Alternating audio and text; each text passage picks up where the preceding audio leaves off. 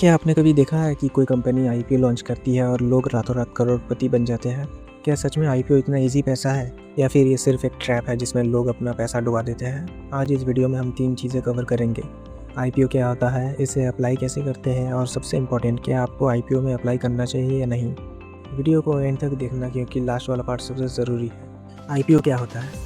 सबसे पहले बेसिक से समझते हैं। आईपीओ का फुल फॉर्म है इनिशियल पब्लिक ऑफरिंग।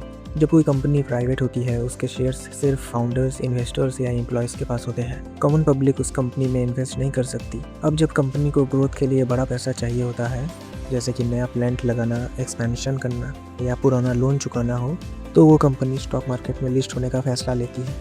इसी प्रोसेस को कहते हैं आईपीओ। कंपनी अपने कुछ शेयर्स पहली बार पब्लिक को बेचती है। जो लोग वो शेयर्स खरीदते हैं वो उस कंपनी के पार्शियल ओनर्स बन जाते हैं। सिंपल एग्जांपल से समझिए, एक लड़का है राहुल, उसका एक चाय का दुकान है और वो बहुत फेमस है।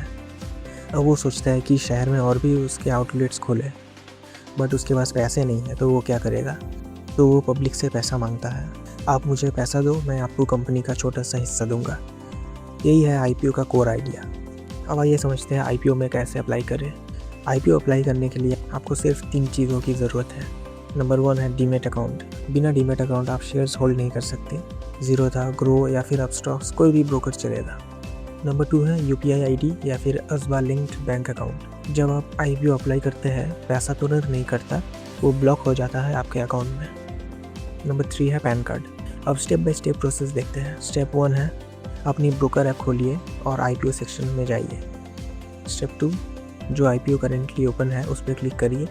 वहाँ आपको मिलेगा प्राइस बैंड, जैसे 100 to 105 पर शेयर, और लॉट साइज़, जैसे एक लॉट में 100 शेयर्स मिलते हैं। स्टेप 3, कितने लॉट्स अप्लाई करने हैं चूज़ करिए और अपनी यूपीआई आईडी डालिए। स्टेप 4, अपनी यूपीआई ऐप में जाके मैंडेट रिक्वेस्ट अप्रूव करिए। बस हो गया। अब यहाँ एक इम्पॉर्टेंट चीज़ समझना ज़रूरी है। अलॉटमेंट गारंटी नहीं होती। अगर डिमांड ज़्यादा है सप्लाई से, तो लॉटरी सिस्टम से डिसाइड होता है किसको शेयर्स मिलेंगे। इसलिए कई बार लोग अप्लाई करते हैं और उनको अलॉटमेंट नहीं मिलता। ये नॉर्मल है, इसमें आपकी कोई मिस्टेक नहीं है। अब आते हैं सबसे बड़ा सवाल, क्या आपको आईपीओ में इन्वेस्ट करना चाहिए या नहीं। इसमें मैं आपको सीधा हाँ या ना नहीं बताऊंगा, क्योंकि सच ये है कि इट डिपेंड्स। चलिए दोनों साइड्स देखते हैं। सबसे पहले फ़ायदे की बात करें तो कई आईपीओज़ ने लिस्टिंग के दिन ही ज़बरदस्त रिटर्न्स दिए हैं।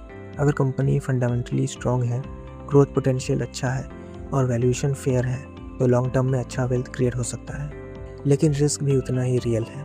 हर आईपीओ डबलिंग नहीं करता। बहुत सारी कंपनीज लिस्ट होने के बाद अपने इशू प्राइस से भी नीचे चली जाती है, सिर्फ इसलिए कि आईपीओ हाइप में है या सोशल मीडिया पे ट्रेंडिंग है।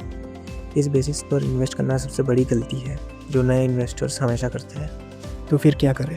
ये 3 चीज़ें ज़रूर चेक करिए इन्वेस्ट करने से पहले। नंबर 1 है कंपनी का बिजनेस मॉडल समझिए कि वो पैसे कमा रही है या सिर्फ लॉस में चल रही है। नंबर 2 है आरएचपी यानी रेड हेरिंग प्रॉस्पेक्टस पढ़िए, जिसमें कंपनी अपने फाइनेंशियल्स, रिस्क और फ्यूचर प्लान्स क्लियरली बताती है। ये बोरिंग लग सकता है, लेकिन ये असली रिसर्च है। नंबर 3 है वैल्यूएशन देखिए, क्या कंपनी ओवर प्राइस्ड है कंपेयर टू सिमिलर कंपनीज जो ऑलरेडी लिस्टेड है। मेरी एक ऑनेस्ट सलाह, सिर्फ ग्रे मार्केट प्रीमियम देखकर या फिर किसी यूट्यूब वीडियो देखकर पैसा मत लगाइए। अपना खुद का रिसर्च करिए या फिर सिर्फ उतना ही पैसा लगाइए जितना खोने पर आपको फ़र्क ना पड़े। IPO investment high risk high reward category में आता है। ग्लैमर ज़्यादा है, गारंटी ज़ीरो है। तो दोस्तों, अब आप समझ गए होंगे कि आईपीओ क्या होता है, अप्लाई कैसे करते हैं और इन्वेस्ट करने से पहले क्या सोचना चाहिए। याद रखिए, कोई भी इन्वेस्टमेंट करने से पहले अपनी रिसर्च खुद करिए और अगर ज़रूरत लगे तो एक फिनेंशियल एडवाइज़र से बात करिए। अगर ये वीडियो हेल्पफुल लगा हो तो लाइक करिए, चैनल को सब्सक्राइब करिए और कमेंट में बताइए आपने कभी आईपीओ में अप्लाई किया है या नहीं। मिलते हैं अगले वीडियो में।